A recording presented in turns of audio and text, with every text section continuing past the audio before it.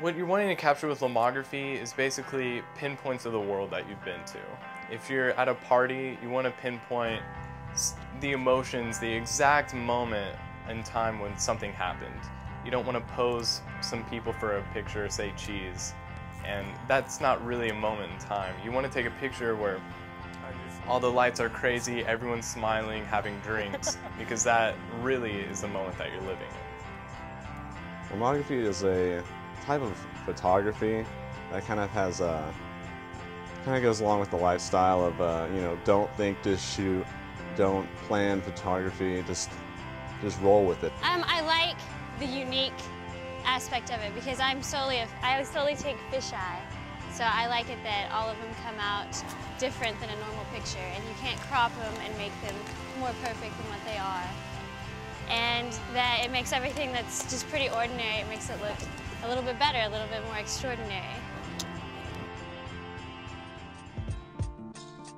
Number one rule is to take your camera everywhere so you can catch anything. I know that for sure.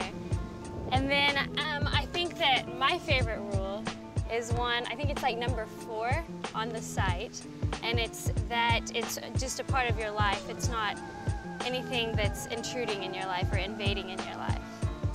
Some of the rules are don't think, just shoot. Try shooting from the hip, which is just a way to say don't look at the viewfinder, just take a picture and see how it turns out.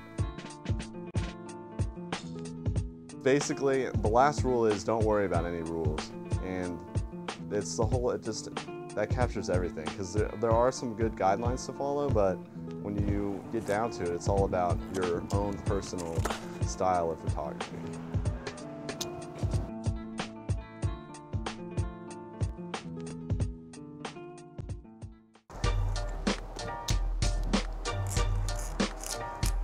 This right here is a fisheye. So everything, you basically have a 180 view of your surroundings. The difference is between, we have the LCA, like this right here. This is the original Lomo camera back in the 80s in Russia. And this is good for vignettes on the corners, and the colors just kind of splash out differently rather than in a regular camera. And something like the Holga, where it's completely made out of plastic, even the lens. And since it's so cheaply made, light can penetrate through these cracks and create what's called light leaks, which is red smears all over the pictures. Each Lomo camera is something different. They all have their unique flair. It's the photography world. It's something different than really what you can buy at Walmart, and that's what I like about it. There's some basic focus, but with the pictures on like to judge how far you need to get it, and then there's like a basic exposure that you can set it at. And like a lot of times it's just guesswork. Very little adjustments, which I also like compared to digital, because whenever with my digital, I took a class and they told me to, adjust things before you took a picture, which frankly I don't feel like I have the time to do. So there's, as you can see, nothing to adjust. You don't even have to look through the viewfinder, which is a great plus, But I've got flash on and off, wind, and then push the button.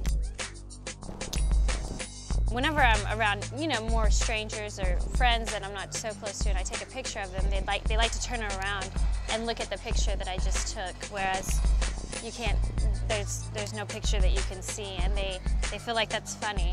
And they're like, oh my gosh, you're still winding film? There's film in that. With lomography, it's a lot of cross your fingers, I hope this turns out good.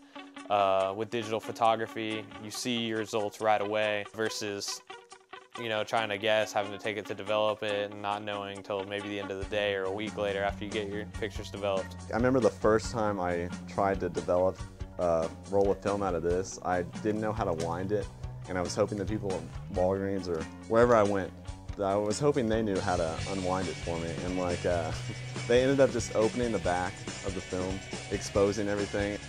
Digital photography is okay for things if you want to make it stock, if you want to make it commercial, if you want to, I guess, follow the rules of basically composition and all that stuff. In essence, that's when I think it's okay, but I really don't agree with a lot of kind of what it stands for. It looks like I kind of followed one of the rules, but I totally forgot to put film inside of it, so. And which camera is that? And this is the Lomo LCA, the original, and it looks like I failed it once again.